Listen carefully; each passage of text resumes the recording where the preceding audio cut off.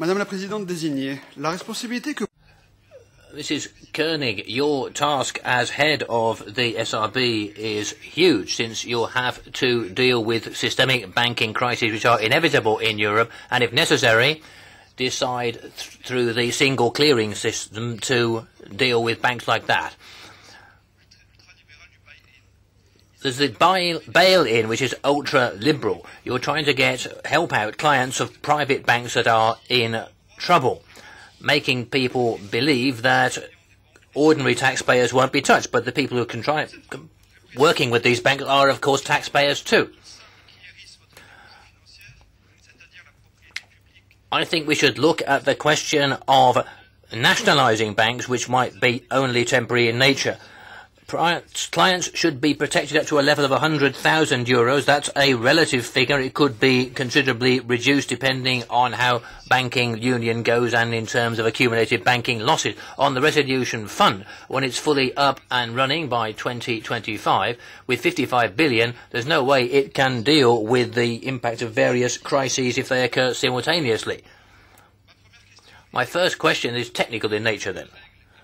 Which rule and by whom would anyone actually deal with a non-systemic banking crisis outside the 130 major European banks who will be affected by the SRB? Would it be your institution that deals with it or national institutions? Second question on the idea you have of your job.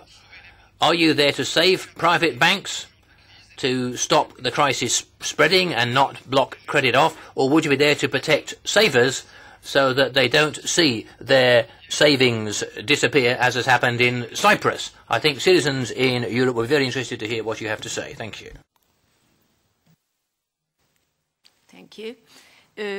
First of all, I think your question to the smaller banks, those would be dealt with by the national resolution authorities in close cooperation and I would say under the basic umbrella of the single resolution board and mechanism. My understanding is that we have a two-folded task, which is to get level playing field, same standards across Europe, but definitely for the non-significant banks that will be dealt with by the national resolution authorities.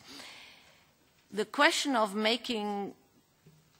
saving banks, definitely not. As I said, I think we have to re-establish that who is working in an economic environment also bears the risk. We are not in a world where the profits are private and for losses taxpayers have to foot the bill.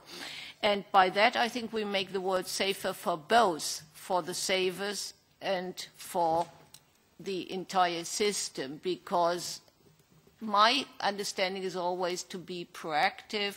Every crisis you have avoided is better than having had an excellent armory to deal with a crisis.